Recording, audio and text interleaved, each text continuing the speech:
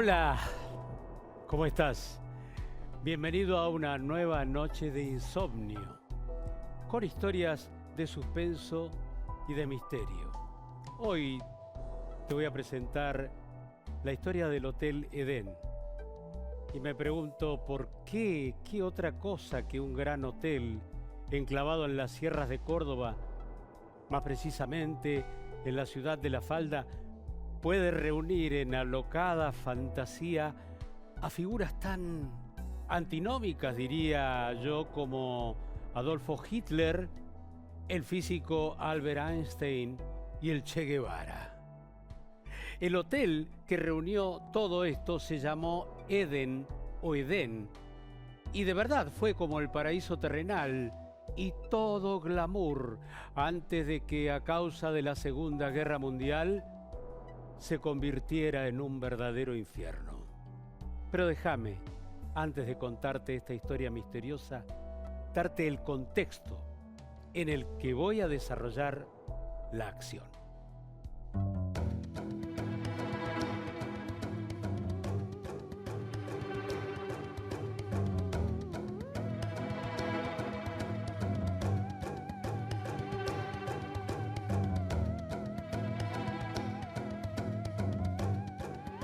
Los secretos del hotel. Es muy simple.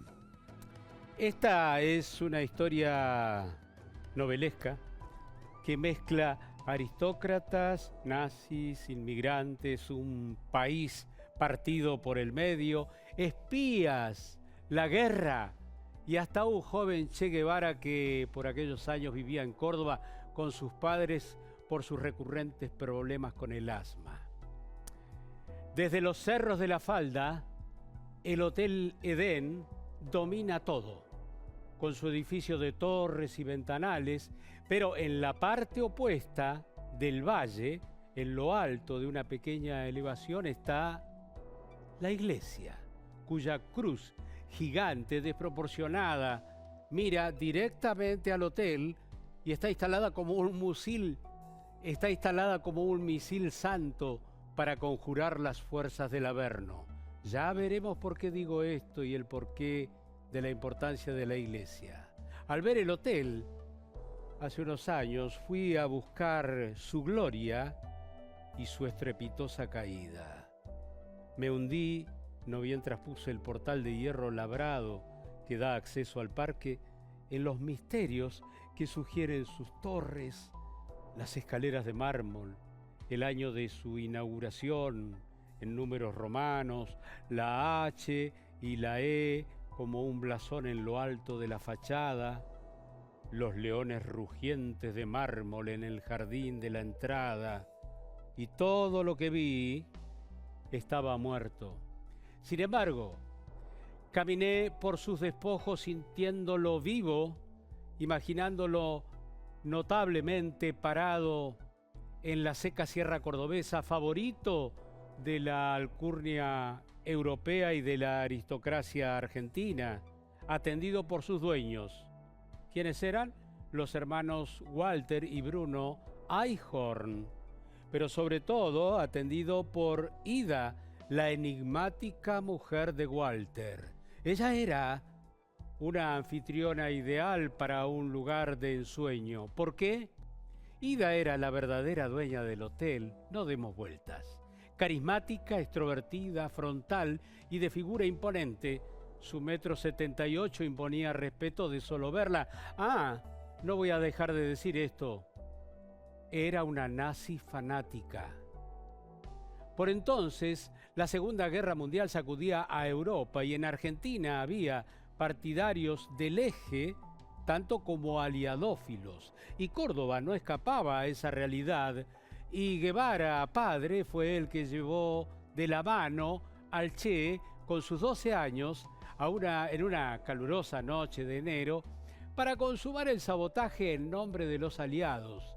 El objetivo era dinamitar la poderosa antena de radio de 12 metros de altura que estaba instalada en la terraza del Hotel Edén y con la cual los comandos conjurados, con un poco de improvisación, suponían que los dueños enviaban información directamente al Tercer Reich.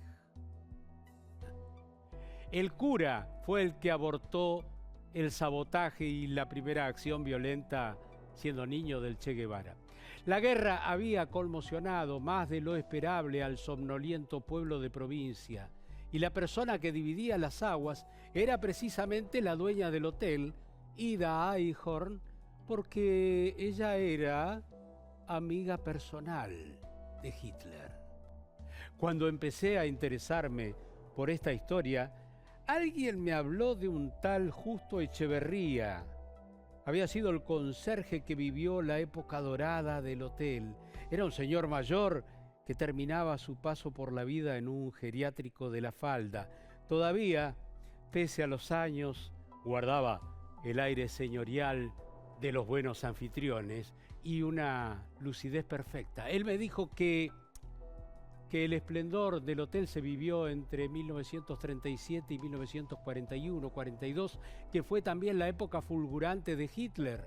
Ellos, por Ida y Walter, eran amigos personales del Führer.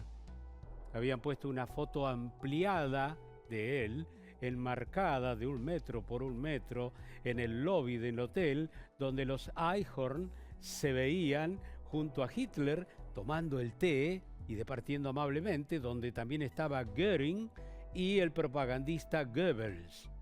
Y esa foto la veía todo el mundo porque para ellos era motivo de orgullo, sobre todo para Ida, me dijo el ex conserje, que era fanática. ¿Quiénes eran entonces los dueños del hotel? Ida y su marido se habían conocido en el barco que los trajo a América y se convierten, después de algunos trabajos, en empresarios prósperos después de comprar el hotel, gracias a la Primera Guerra Mundial, que impide a la aristocracia argentina veranear como siempre lo hacía en Europa. Entonces, en la década tiene que mirar hacia adentro y veranear en el Eden Hotel. En la década del 20 regresan a Alemania ya como millonarios y quedan seducidos por las arengas nacionalistas de Hitler. Debo esta historia a Alejandro Almosny, que en aquel tiempo era director de turismo de La Falda, y él me facilitó las cartas que señalan la amistad entre los Eichhorn y el hombre que llevaría al desastre a Alemania. De hecho, el matrimonio financió su ascenso al poder. En 1931 y 1932, los Eichhorn enviaron su aporte económico, que fue invertido en el alquiler de un avión para la campaña política y un auto Mercedes-Benz con el que Hitler recorrió todo el territorio alemán. Hitler escribió a los Eichhorn el 13 de febrero de 1933, y esto es textual. Querido señor Eichhorn, gracias por sus felicitaciones a causa de mi elección como canciller. Los viejos amigos son responsables, como yo, de esta victoria. Con saludo alemán, Adolf Hitler. En 1935, Walter e Ida regresan a Alemania y en ese viaje se demuestra la fortaleza de la amistad con el Führer. Hitler los invitó a la Cancillería y los distinguió con el símbolo nazi de oro macizo y el siguiente documento. Querido camarada Eichhorn, fue su ayuda económica sin duda la que me permitió seguir guiando la organización hacia la victoria. Pero el mejor regalo fue aquel cuadro que el Führer envió al Hotel Eden cuando Ida y Walter cumplieron su boda de plata en 1937. Lo llevó en persona el embajador alemán en Argentina, Edmund von Termann, y que era un retrato de Hitler con marco de plata y autografiado. Pero volvamos al hotel. Había pasado por distintas manos hasta que los hermanos Walter y Bruno Eichhorn lo compraron en 1912. Mobiliario, vajilla, mantelería, cristalería, platería, pinturas, estatuas, alfombras, pianos, fueron celosamente elegidos en Europa respondiendo a los cánones del Art Nouveau. Pero más que un hotel, ahora que lo veo, todavía tiene aspecto de palacio, con su gran escalinata, sus torres, el amplio porche de entrada con columnas, a pesar de que uno, por lo menos cuando yo fui, andaba entre escombros. Contaba en su momento de gloria con 100 dormitorios, 30 baños, un salón comedor para 250 personas, salón de fiestas, un jardín de invierno, un salón bar con billares, una cámara oscura para fotografías, bodegas con los mejores vinos del mundo, agencia bancaria una vez por semana, cancha de golf de 18 hoyos, pileta de natación y canchas de tenis, y podría seguir, pero sobre todo tenía usina eléctrica, cámara frigorífica y lavadero con estufa de desinfección, más huertos, caballerizas y taller mecánico. Ningún pasajero venía por menos de 2 meses, me contó el ex conserje y gerente a la vez, y había millonarios que se quedaban un año entero alojados. Las familias llegaban desde Buenos Aires o Europa con choferes, criados y niñeras. Traían equipajes impresionantes que acomodaban en los trenes, donde también viajaban las vacas lecheras para alimentar a los niños. Mirá vos. Pero llegó la Segunda Guerra y la Argentina se dividió entre germanófilos y liberales, y Córdoba lo mismo, y La Falda entonces se convirtió en una pequeña ciudadela nazi. ¿Cómo ocurrió esto en un pequeño pueblo de provincia? Bueno, los matrimonios alemanes, recordó el ex conserje, mandaban a Europa sus alianzas de oro costosísimas para colaborar económicamente, y desde allá les mandaban unos anillos de acero hechos con un simple clavo, como una simple herradura con el símbolo nazi. Para ellos era un orgullo lucirlos. Recuerdo que deambulé por ese hotel que llevaba un nombre más que ambicioso y apropiado, ¿no? El paraíso terrenal, el Edén. Y caminé por oscuros corredores con la pintura descascarada. Vi arañas que parecían moverse, ingresé a baños que todavía conservaban algo del viejo estilo, aunque todo estaba sembrado por pilas de ladrillos y escombros, y un olor oscuro a humedad subía desde los sótanos. Ahora solo había un hombre en ese lugar que rescataba historias del olvido. Se llamó Alejandro Almosny y fue el que, cuando me vio en La Falda y me contó esta historia, rompió todos los prejuicios que había en el pueblo para aprovechar la historia del Edén en beneficio de su pueblo. Promotor turístico del derruido hotel, me dijo: el Edén llegó a ser, Mario, más conocido en Europa que en la Argentina. Las cartas que llegaban decían simplemente Hotel Edén, Sudamérica. El sino de lo bélico acompañaría al Edén para siempre. De hecho, a los hermanos empezó a irles bien cuando estalló en 1914 la Primera Guerra Mundial y la sociedad chic argentina tuvo que cambiar sus hábitos y miró para adentro. Y lo mejor que había adentro era el Edén. Así se alojaron presidentes como Julio Roca y Figueroa Alcorta, familias de renombre de la alta sociedad, grandes figuras del espectáculo como Hugo del Carril, César Amador y La Bomba, Zully Moreno, y también el poeta Rubén Darío y el físico Albert Einstein en 1925. Enigmática visita, por cierto. Hay un montón de leyendas, dijo Alejandro Almosny, porque junto con otros científicos, Einstein se alojó en el hotel, pero él fue a conocer después el Uritorco, el cerro del que ya se hablaba como un lugar casi mágico donde se contaba de fenómenos ajenos al entendimiento humano. Centros de energía, ciudades subterráneas, luces que volaban en la noche. Bueno, esas cosas que se cuentan del Uritorco. Alejandro dejó que las leyendas siguieran su curso como si fuera un sortilegio que no debe romperse. Mirá vos esto, escuchá bien. Edgar Hoover, el legendario e implacable jefe del FBI, mandó instrucciones a la embajada norteamericana para que se investigara a los Eichhorn en 1945, cuando todavía no se sabía cuál sería la suerte de Hitler ante la próxima e inminente derrota en la guerra. ¿Y por qué lo hizo? Porque sus espías, no nos engañemos, en tiempos de la guerra Argentina estaba repleta de espías de uno y de otro lado, le habían informado que en una fiesta íntima en el hotel, Ida, fanática hasta la médula, había dicho: si el Führer tuviera en algún momento dificultades, siempre encontrará un refugio seguro en la falda, donde ya hemos hecho los preparativos necesarios. Aún hoy hay mucha gente que dice haber visto a Hitler en la falda.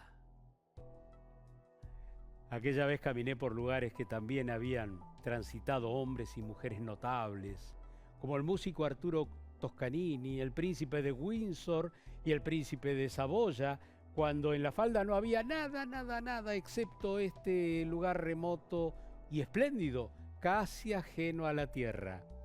Alejandro me había mostrado imágenes fílmicas de un vacilante blanco y negro que tenía celosamente guardadas. Allí se ven lujosos automóviles negros, sirvientes solícitos llevando maletas, señoras distinguidas con sombreros subiendo por las escalinatas de mármol, maridos saludando a cámara con sus galeras.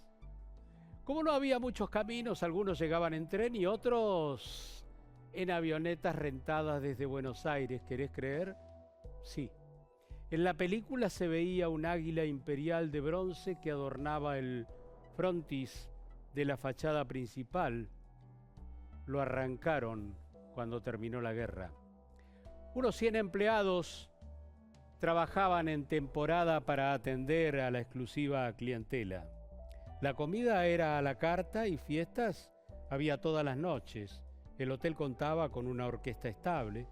Echeverría, el ex conserje, me dice, embarado sobre sus recuerdos, tocaban en el comedor hasta la cena y después seguían tocando en el salón de fiestas. Allí se bailaba mucho y se tomaba mucho más. Y dice por lo bajo, el anciano me contó, terminaban cantando marchas nazis y se despedían con consignas guerreras, saludando con la mano derecha en alto y honrando la figura de Hitler. Yo me metí en los subsuelos, en lo que queda de la usina, motores poderosos, paralizados por el óxido. Como todo hotel, después que cerró sus puertas, manos anónimas le fueron arrebatando el lujo. Aves de rapiña comieron sus despojos como si fueran los de un cadáver.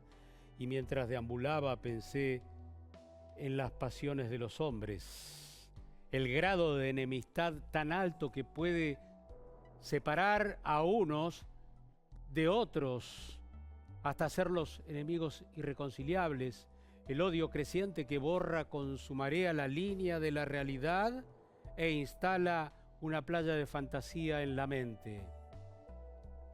La guerra. ¿Por qué digo esto? Porque el hotel generó un conflicto humano profundo, una grieta bien honda. El cura del pueblo, como todos los aliadófilos, estaba indignado por la retahíla de festejos desmesurados que se escapaban en la noche del hotel mientras Alemania sometía a Europa entre 1939 y 1941. La guerra había empezado con triunfos contundentes de Hitler. Hungría, Polonia, el Báltico, Francia, todos habían caído. Cada avance de Hitler se celebraba con una fiesta.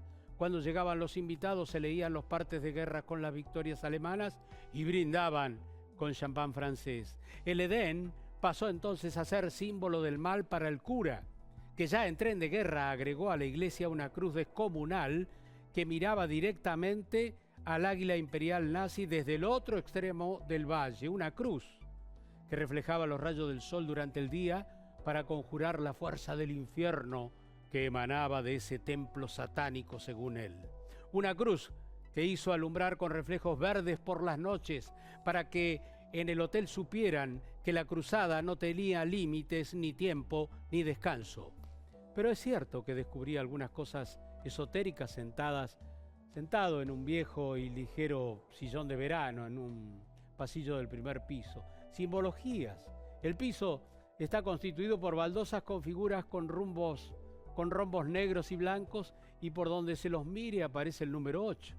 Como son 8 los jarrones que están en el techo.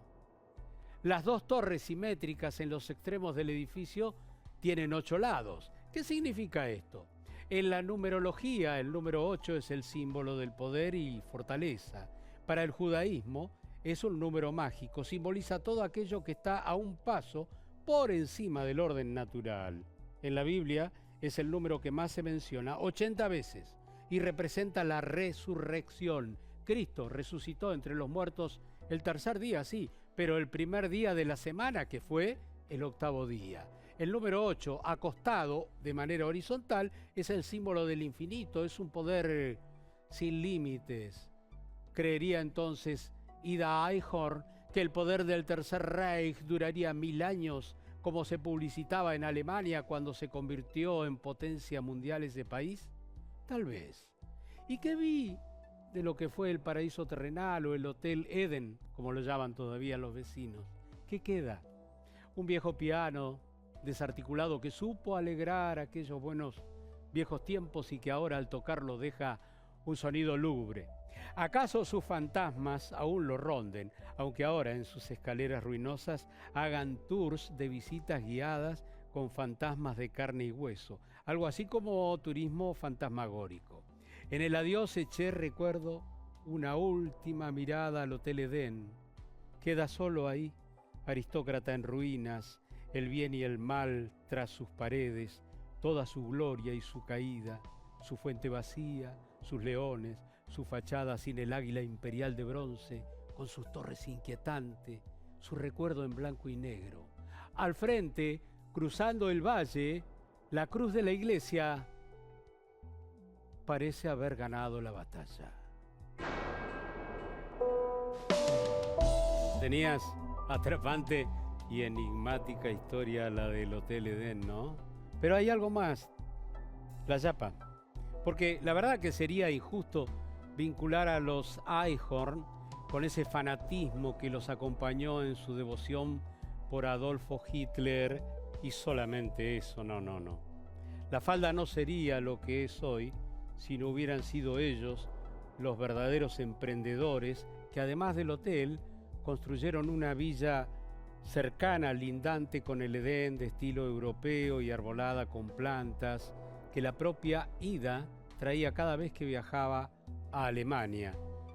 Digámoslo todo, eso sí, ellos no querían integrarse mucho al resto del pueblo que iba creciendo más humildemente y más desordenadamente, más argentinizado, digamos. El caso es que apenas terminó la guerra, Argentina, que había dado un giro, una voltereta hacia los aliados a último momento, incautó los bienes de los alemanes. El hotel cerró sus puertas, fue mal vendidos, y mirá vos qué cosa singular, entre los propietarios circunstanciales llegó a estar que no sabés quién. Juancito Duarte, el hermano de Eva Perón, una suerte de playboy que se aprovechó de su cercanía al poder para hacer negocios y que murió de manera altamente sospechosa. Hoy el Hotel Eden es museo de sitio. Desde 2006 viene siendo remodelado y se están recuperando el salón imperial, los pisos, las habitaciones, y la fachada luce ya como en los mejores tiempos. Pura historia, se hacen tours de terror por las noches donde la sugestión, dicen, nos lleva a ver la niña fantasma y la dama de blanco que caminan por los corredores. Me faltaba lo principal, claro, te preguntarás, ¿qué fue de la vida del matrimonio Eichhorn? Bueno, Walter murió en la falda, ya en el ostracismo, digamos, ¿no?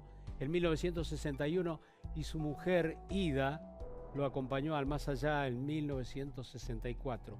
Ambos están enterrados en el cementerio de Huerta Grande, bajo tumbas con lápidas de granito, a unos kilómetros de ese hotel que por un tiempo, entre fiestas, champán y festejos de victorias, fue el paraíso terrenal que señalaba su nombre hasta que sobrevino, diríamos, el ocaso de los dioses. Que tengan buenos sueños, como dice Ricardo. Si pueden.